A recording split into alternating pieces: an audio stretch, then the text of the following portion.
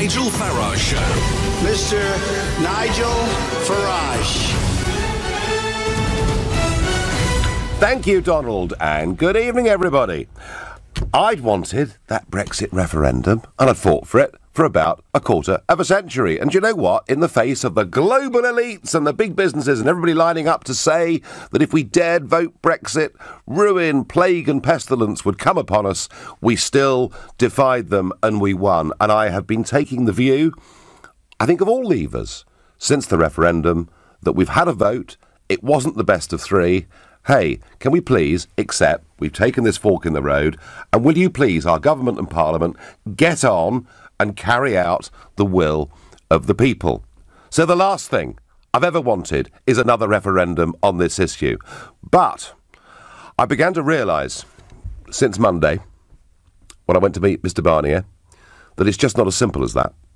Because my pessimism in that meeting with Barnier, realising he's not going to give us a good deal, was of course backed up by the three leading British businessmen who went to see him yesterday. We are not going to be offered a grown-up, rounded trade and services deal. Whatever gets put to Parliament is now, I think, likely to be rejected.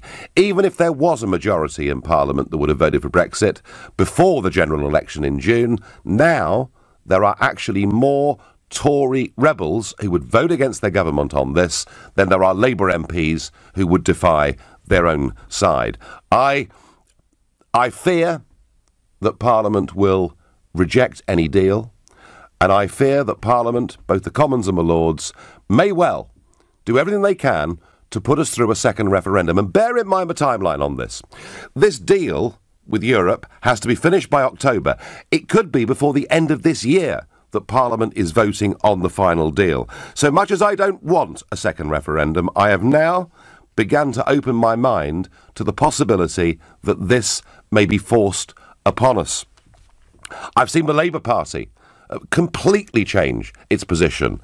I mean, so much so that if we didn't have a referendum in the next couple of years, I can actually see them fighting the next election with a promise to give us one. I am saying this to leavers. Please don't be complacent. Please don't think, because we won this great historic referendum, that it's all over. Look at what's going on with the Remain side. They're on the streets of London every day with their flags and their leaflets. Where's the Leave side? Well, many of the most prominent players are now in government, and so actually are bound by collective responsibility. Most of the Leave organisations have wound down. We don't even have a coherent voice of leavers working together from a business perspective. I'm doing this today. I'm saying, please get yourselves ready.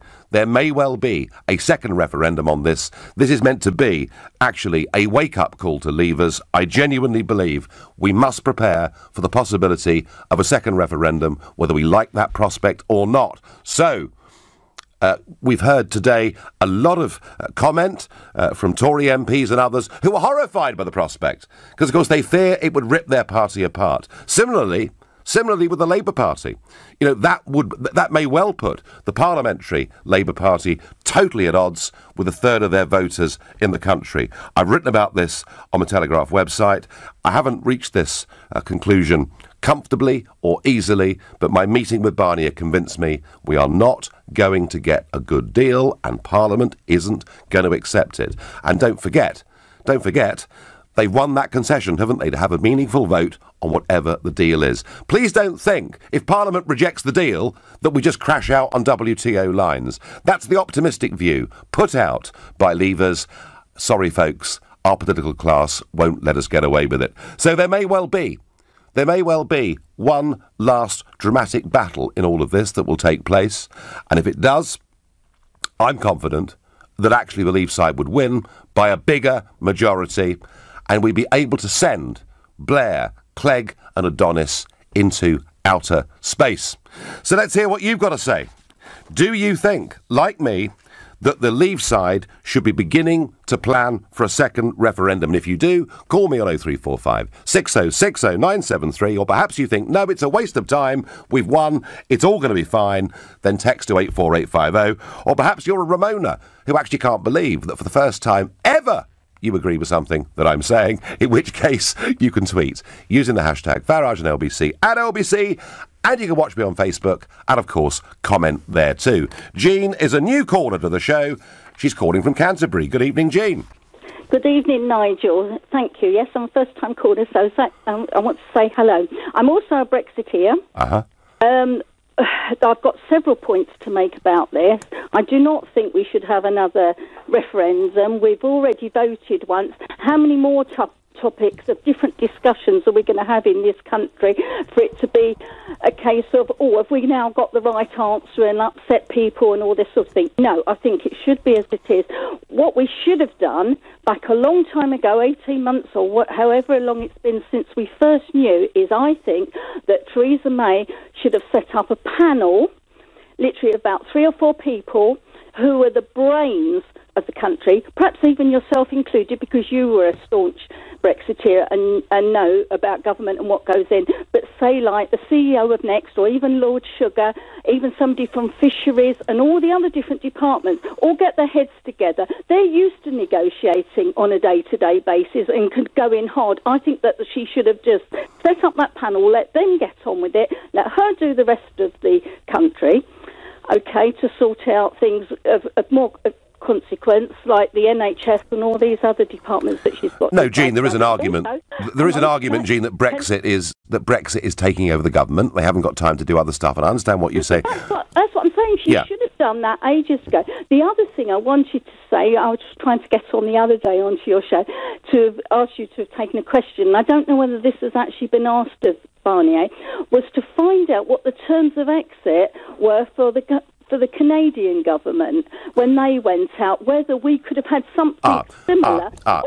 Jean, that's a different issue. The Canadians have a deal on goods but not services, which I'm struck is what Barnier is offering us. Jean, back to your first point, and the most important point. I understand what you say. We voted. We should leave. But, Jean, what I'm saying to you today is, what if a second referendum is forced upon us? Shouldn't, Jean, people like you and I, on the Leave side, prepare for that possibility? Well, as I said, I feel so strongly about this issue. I even said to my partner, I feel like writing to the Queen about all the points I want to make all about this, because I'm up to here with it. The fact that we've had this referendum, we've got a clear thing. Why can't we just leave it there for once? How many more referendums? I know, Jean, Jean, I don't want another referendum, but I fear it's going to be forced upon us. I thank you for your call and for your passion, and you can write to the Queen, and you can call LBC, and you can tell your neighbours and shopkeepers, but the trouble is, it's Westminster. It's the House of Commons and the appalling House of Lords who, frankly, could impose this upon us. I get told by text, don't you dare put us through another referendum. I don't want to, but what if it's forced upon us? Shouldn't Leavers start to get themselves organised? Shouldn't we start to lobby MPs, particularly in Leave voting constituencies? Corbyn and May cannot come out and say they agree with you, or can they? Well, the government, number 10, has responded by saying there won't be another referendum. Of course they have. Ian from Princeton says, fab on the right stuff today. That's the programme I was on Channel 5 this morning. Yes, second referendum to shut all these losers up once and for all. Well, that was kind of one of the things I joked about this morning, that actually if we won a second referendum with a bigger majority, maybe that would be the referendum to end all referendums. I don't know. I don't want it, but I fear it may be coming down the track. Harry is calling from Nottingham. Good evening, Harry.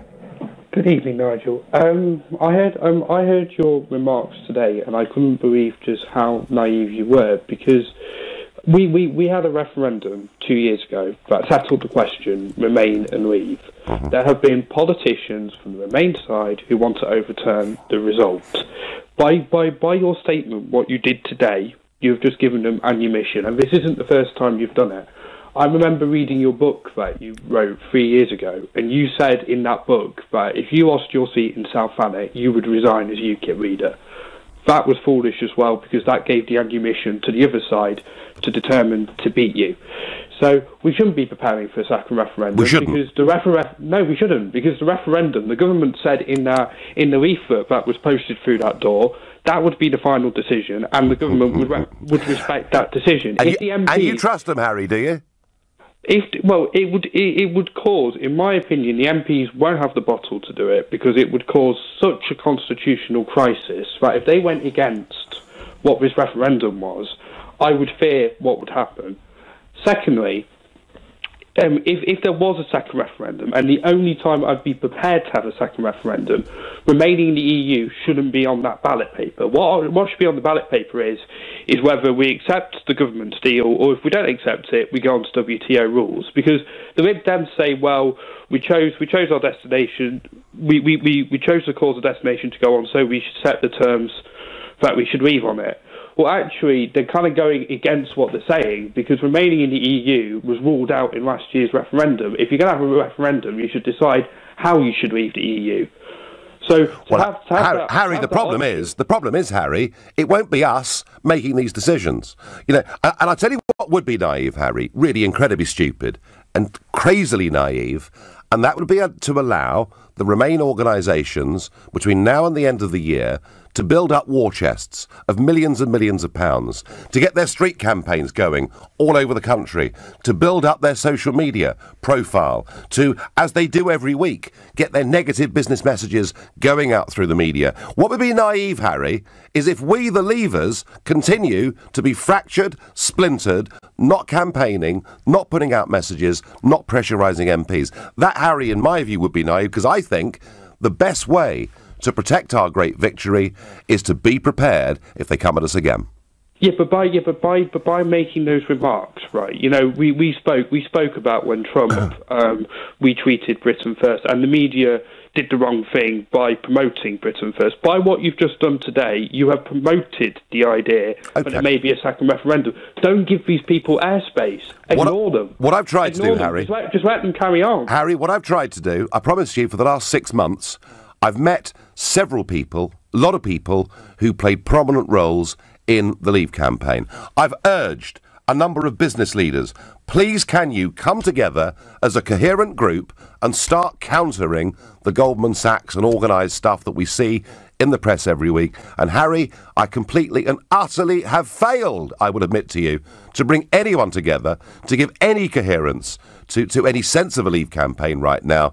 So I've done it in public, and I hope it gives everyone a kick up the backside and we start to get ourselves prepared. You're listening to the Nigel Farage Show, exclusively on LBC. It's 7:15. I've opened my mind to the fact that a second referendum on the European question may be coming. It's never what I've wanted, but I fear that we now have a Parliament, we now have a Commons and a Lords where Brexit is without doubt in a minority, and I'm concerned this could be forced upon us and that the Leave side has made simply no preparations at all because we're so busy saying, we won, it's over, get over it, let's move on. I've been saying that. I've been saying that ever since the referendum, whenever I've heard Blair, Adonis, Clegg, any of them. But my meeting this Monday with Monsieur Barnier has convinced me we are not going to get a good deal and Parliament is going to reject it. Sandra says on Facebook, if we have a second referendum, and we had a big Leave majority, it won't stop the moaners. It'll just make them worse. We'll be back to square one. No, Sandra, I disagree. I think a second referendum would be won with the Leave side with a bigger majority, and that, I think, would be the end of it.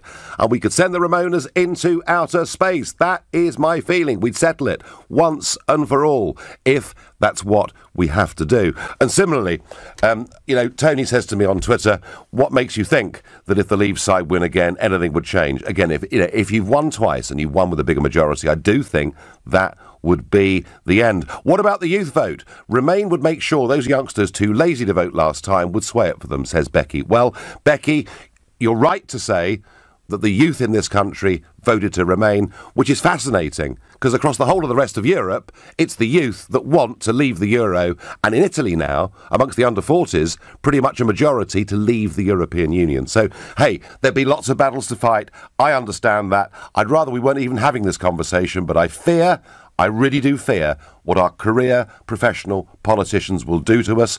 I hold them in such contempt that I do not trust them. And I genuinely believe they're going to force this upon us again. We mustn't get taken without some degree of preparation. Matt is a new caller to the show. He lives in Stoke-on-Trent. Good evening, Matt. Hello, Nigel. How's it going? I find myself in an odd place, Matt, today, because I find myself saying something that I've been fighting against in my own mind for the best part of 18 months. But I just feel this could be forced upon us. We must be prepared. Well, I find myself in a funny position as well, because I'm a Corbynite Labour supporter, so probably we don't see eye to eye on everything. But Brexit is one of those things that we do generally tend to agree on. Yep. What you've had to say for your career so far. What surprises me, I suppose, is that, from day one, since the referendum, we've known that the Remainers have been clamouring for a second vote. They've been saying all sorts of stuff. We were tricked by a number on the side of the bus and all the rest of it. Yeah. Indeed, yeah. Matt, don't forget the Russians. Don't forget the Russians. They must have played a role in this somewhere, Well, if things aren't going your way, you can always blame Vladimir Putin, can't you? Absolutely. But the thing that concerns me is that I feel that if people on the Leave side now start talking about the prospects of a second referendum rather openly as well, aren't we sort of giving oxygen to these people who want to force a second? Like, do you not feel that we're kind of adding to the momentum of that? I do accept the risk of that, Matt. I do accept the risk of that. But against that, as I say, I've been trying for months behind the scenes to get business players and political players together to form a united campaigning group, a sort of Brexit means Brexit type group, to put pressure on MPs to start making the arguments. And Matt, I've failed to get anyone together at all. So I'm hoping that by my saying, I fear that a second referendum may be coming, that we may just get some levers together, because we need to keep fighting for that victory. It's often said, isn't it, the best way to preserve the peace is to prepare for the next war, and that's kind of how I feel about it, Matt. I could understand that reasoning. There was just one thing I wanted to clarify. I'd seen you speaking on the Right Stuff earlier on today. Yep. And what I'd gathered from that interview is that perhaps you thought maybe the prospect of a second vote would be a good idea, sort of put the issue to bed. So. Well, no. The one good thing, Matt. The one good thing about it is it would give us the possibility of putting it to bed for a generation once and for all. But to be clear, Matt, I am not campaigning for a second referendum, but I've opened my mind to the possibility that it could happen. Well, at the very least, then I'll say I agree with you that I don't want there to be a second referendum. But if it looks like it's likely, then probably best to be prepared at the very least. Yeah, and so if it happens, Matt. Will you and I find ourselves arm locked out there together campaigning for Britain? What, Labour and UKIP standing shoulder to shoulder? Yeah, could you do that to make sure Brexit happens? Well, I'll tell you what, stranger things have happened, haven't they, Nigel? They really have. Matt, great call. Thank you very much indeed for that. Nigel, we do need another referendum. Accept or reject the deal. The government cannot be trusted. Well, there are many that think the government can't be trusted, but it's not... although I've got big problems with the government and what they're doing, my real problem is I don't trust the House of Commons, and I certainly don't trust the House of Lords on this issue. Peter lives in Southampton. He's a new caller to the show. Good evening, Peter. Good evening, Nigel. So, what do you think? Should the Leavers get ready, or is it all a done deal? Well, I think you're quite right to suggest that a second referendum is a definite possibility. I think it's been on the cards for quite some time. Matt, from your previous caller, just stole my thunder a little bit. Oh, did he? Because it seems, a little bit, because it seems really inconsistent in what you said on the TV this morning and the tweet that you put out. Maybe, just maybe, we should have a second referendum, which is very different to what you're saying now. No, it isn't. No, it isn't. Look, rather than being in denial over this, okay, Peter, I've been in denial over this. I've been shouting at the Remoaners and saying it isn't going to happen. There won't be a second referendum. It's all going to be okay. And I'm now thinking, do you know what? If they force this upon us, let's get prepared for it. Let's take it on. Let's not whinge. Let's win it by a bigger margin. But the story you've created isn't that. The story that you've created is, I think we should have a second referendum. Of course. Nigel Farage, all the newspapers. Peter, of course. Aaron Banks, of course. He's tweeting today, Nigel is a visionary. He's ahead of the curve on this one. Peter, that's what the media do. The media never, ever will take any nuanced argument. Evening Standard, front page, Farage demands second referendum. I don't. But I have opened my mind up to the fact that it may well happen. And if it does, let's do it, let's greet it, and let's win it.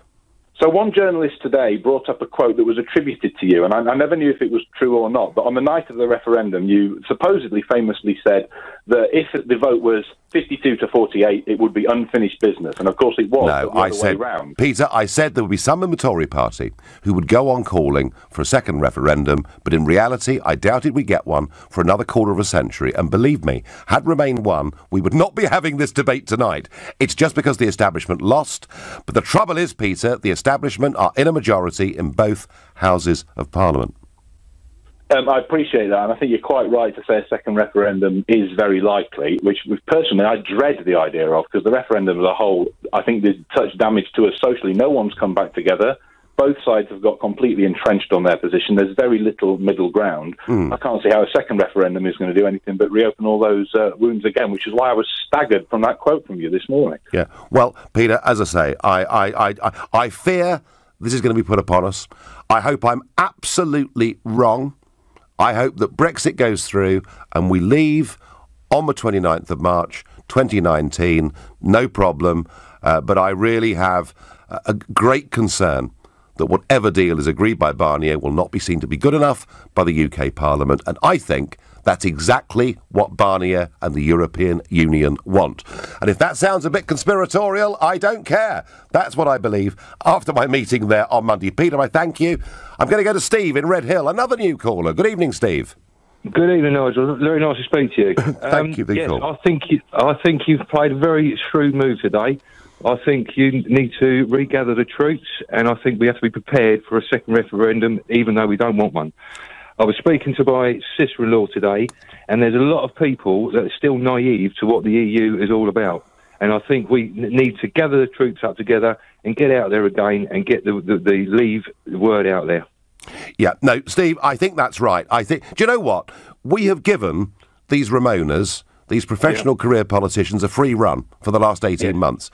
You know, we have it on the BBC, we have it on Sky, we have it all over the place. It never ends.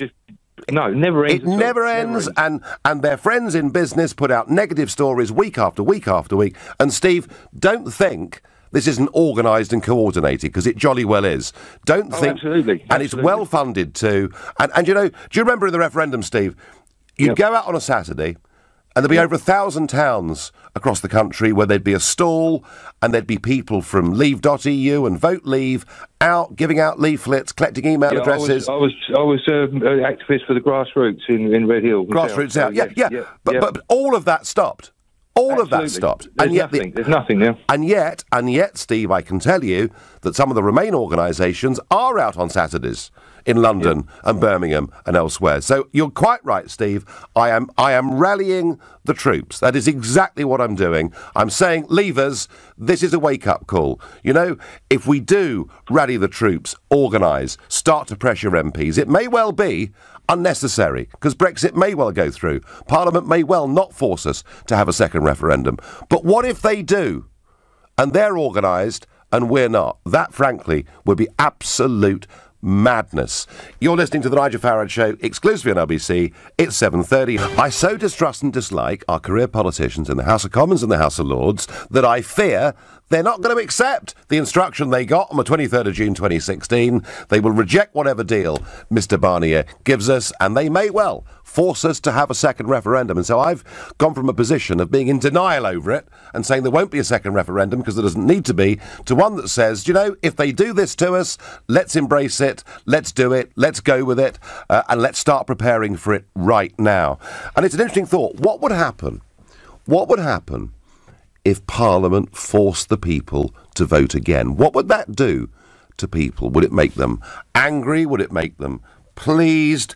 And I picked up a little piece of advice here. Now, Gunster Strategies, run by Jerry Gunster, based in Washington, D.C., they were the advisors to Leave.eu as they put together their bid to try and win the nomination to run the referendum. But his comment this afternoon is interesting. He says, in my 30 years of running referendum campaigns, any winning campaign that has been called for a revote, those second votes have matched or exceeded the original margin of victory.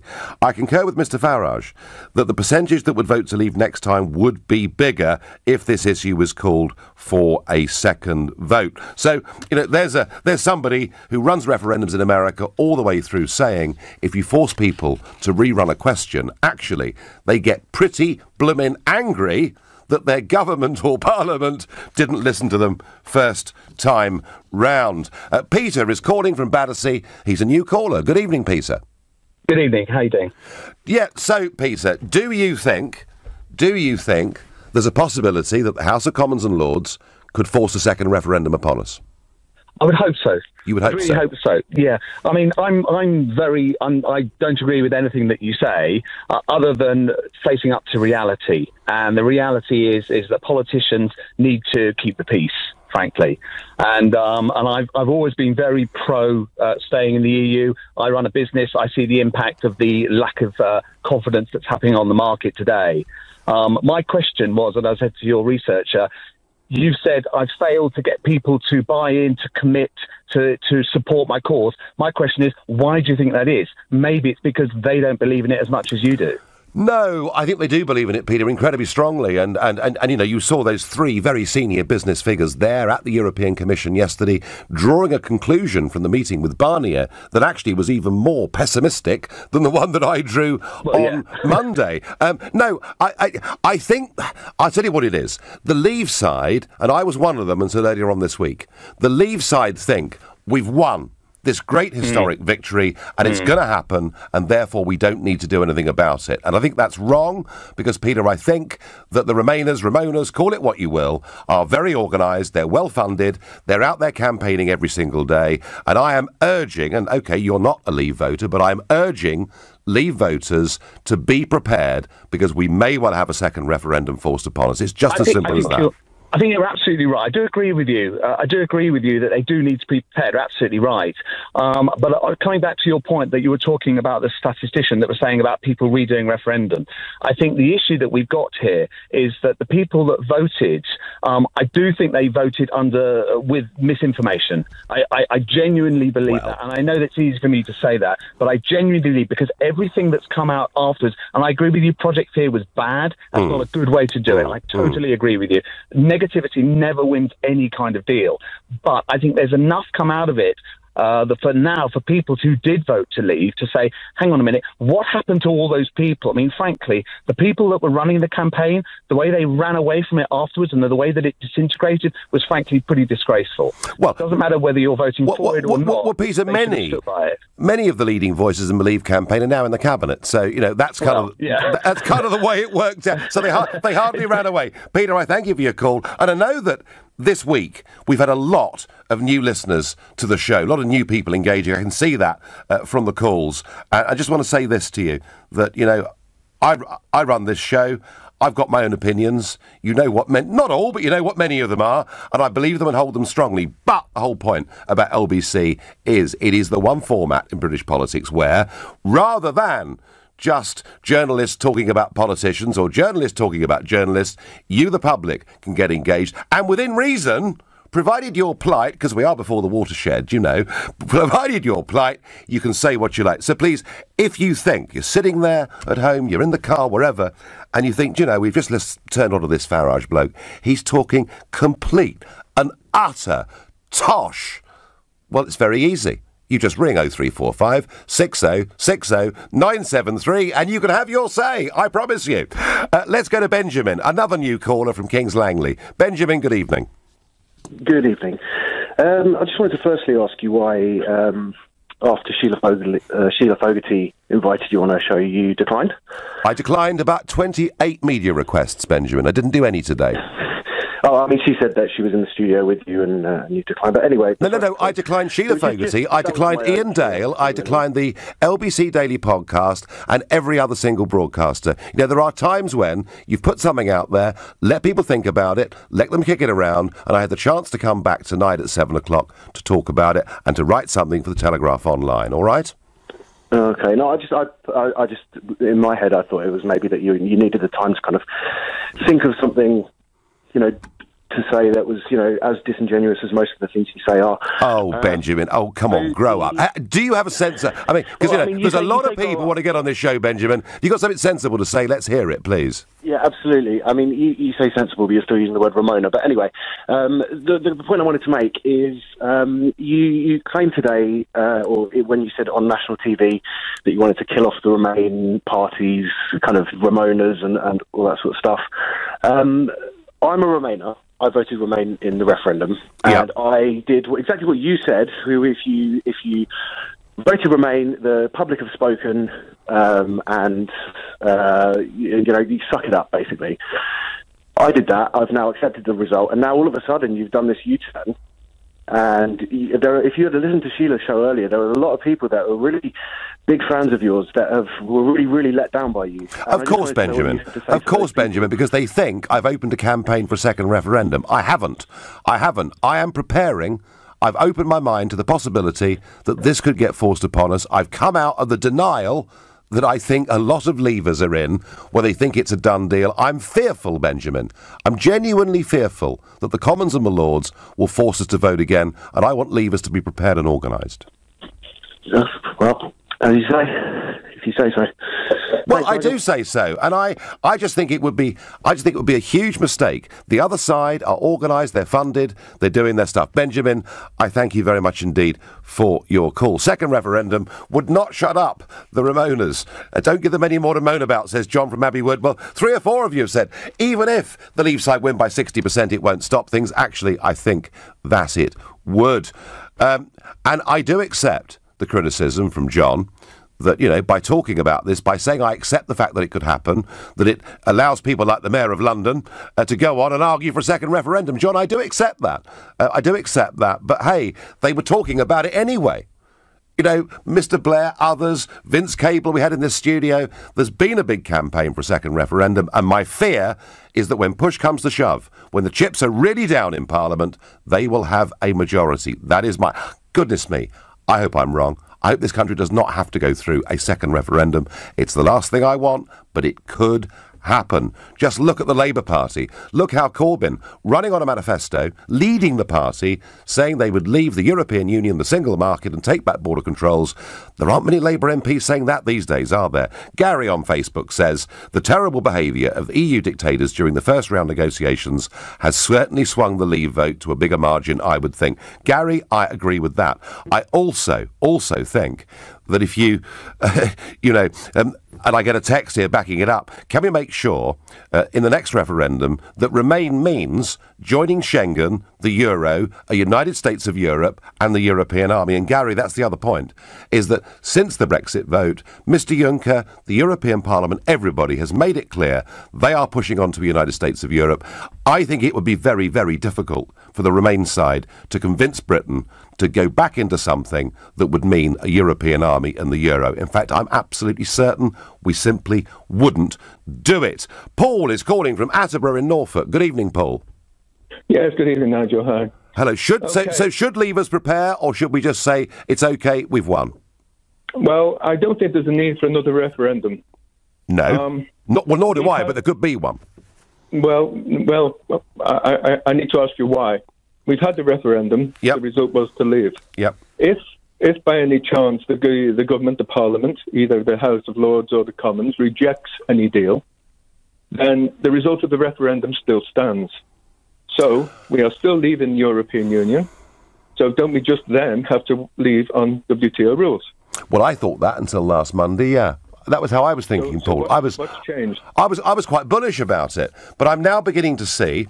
I frankly believe that the European Commission, Monsieur Barnier, and the political establishment in this country are working together. And the idea that a rotten deal, Paul, gets rejected by Parliament and that we then just crash out on WTO rules, Parliament won't let that happen. They just won't let that happen. But constitutionally, how can they stop it? Because the referendum result still stands. Because they can vote for us to have another referendum, to revoke Article 50 and to have another referendum. And they could do that. Paul, I very much... Listen, I want to repeat this point to you. I've been in the same place that you've been in. We've done it, we've won, it's going to be OK. And I hope that's the case. But I have opened my mind to the possibility that that may not be the case, and I want us to be prepared. OK, well, if they do that, that would be such an obvious travesty of democracy. Yes. And I think they'd have a problem. Do you know what, Paul? So do I. So do I, and we could finish them off once and for all. Thank you. You're listening to the Nigel Farage Show, exclusive in LBC. It is 7:45. I don't want another referendum, but you know what? There might well be one, because a lot of our political class, and I believe a majority in the Commons and my Lords, would like this to be the case. If it's going to happen, well, I'm now fully out of denial over this. If it happens, fine. We'll take it on and we'll win it, but we've got to start preparing. We've got, as Leavers, to start fighting back. And someone on Twitter agrees with me, saying it's good what Nigel has done. He has reignited the debate. Brexiteers need to be more proactive. The PM has to be held accountable. She needs to be kept in check. Others very worried and saying if Remainers won the second referendum, that would be 1-1, and that would inevitably lead to the call for a third referendum.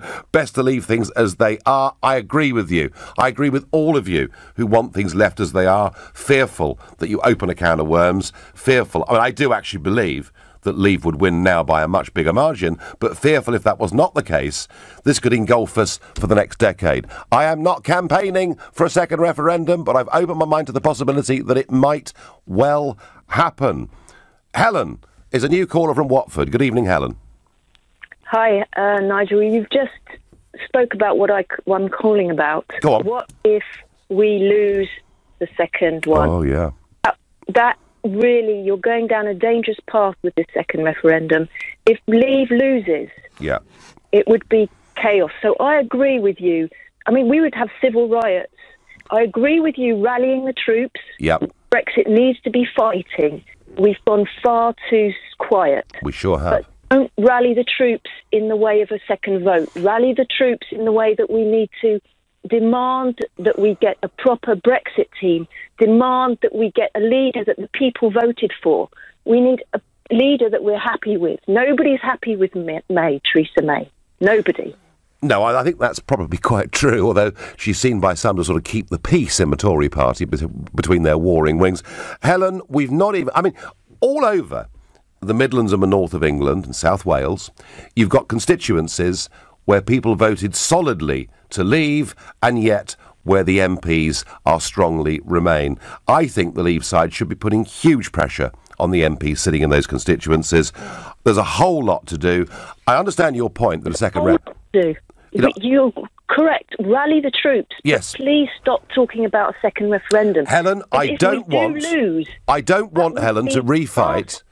I don't want to refight a battle we've won. I'm just scared it may be forced upon us. I promise you, Helen, and I can tell the sincerity in your voice, I promise you, Helen, I'm not going to go out there and campaign for a second referendum. If I get a vote on it anywhere, I'd vote against it. But it may be forced upon us. That, Helen, is how disconnected our political class are with people like you. How can they force it upon us?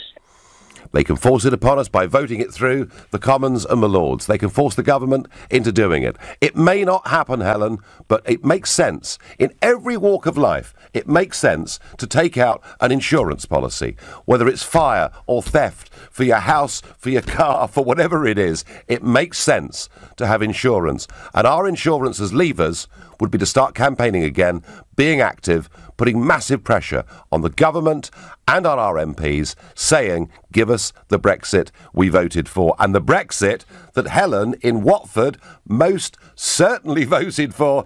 And I thank you very much indeed for your call. There will be a second referendum, Nigel. It'll be called a general election. And the Leavers in the Tory party need to get a grip of Brexit negotiations and provide positive vision.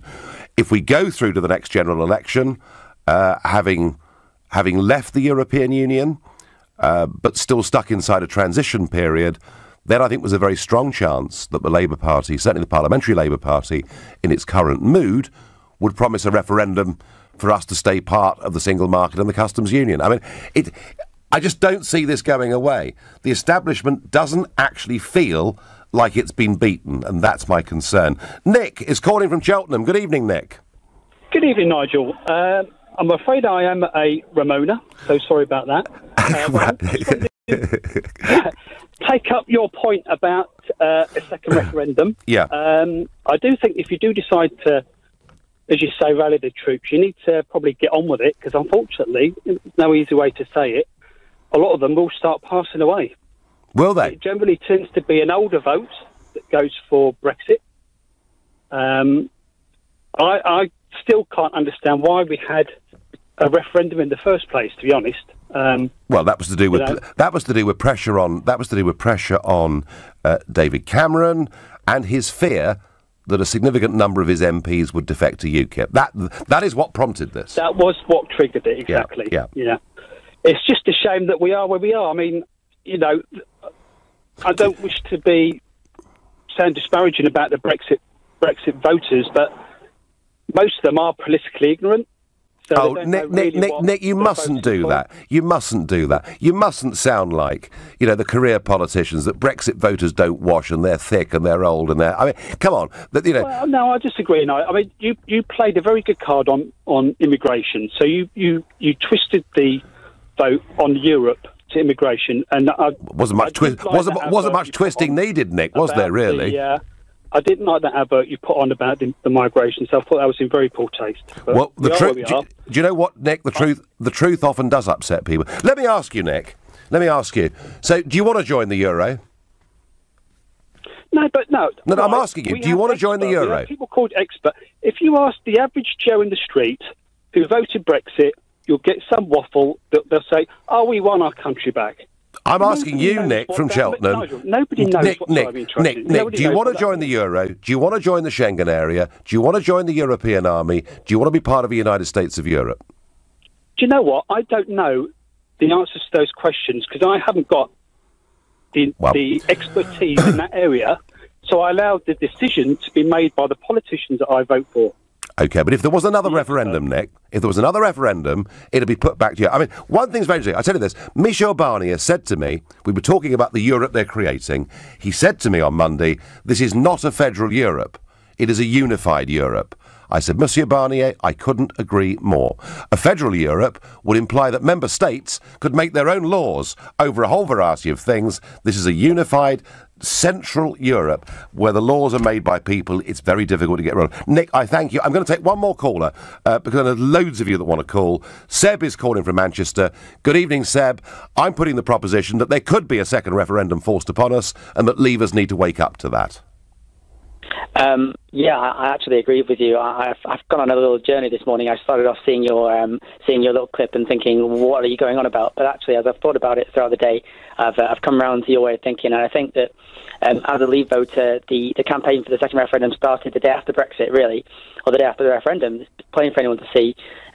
It's really the case that the track record of the EU is that they get their way. France, Netherlands were ignored. Ireland were made to vote again. Yep. So we need to prepare in terms of what we think that the Remain campaign is going to do. They're not going to try Project Fear again because they know it didn't work. They can't say that we're going to be, £500 million worse off by 2030. We'll see through that. So they're going to be much more intelligent, much more logistical support. And so we need to think about what we're going to do because otherwise we're going to have a Brexit which is built based on sand, and we need more of a foundation. So I think that's what you were trying to get at. But what do you think?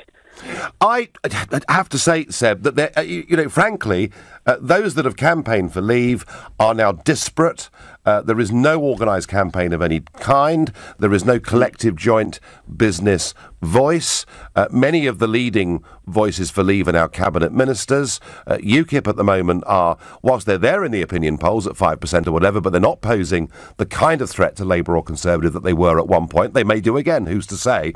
And Seb, I just think the Leave side need to up their game and keep this campaign going. We have won a great victory, but hey, you know what? It's not all over. Seb, I thank you. I'm fearing one last great final battle, one last confrontation. Maybe the referendum to end all referendums. I don't know. I don't want it, but I've changed my mind since Monday. I now begin to think that it's a real possibility. You've been listening to the Nigel Farage Show here on LBC. I'm back on Sunday morning at 10 o'clock. Coming up tonight at 10, it's Ian Collins. But up next and continuing with this conversation, it's Clive Bull. Yes, we're going to take you on with this conversation. Nigel, thank you, by the way.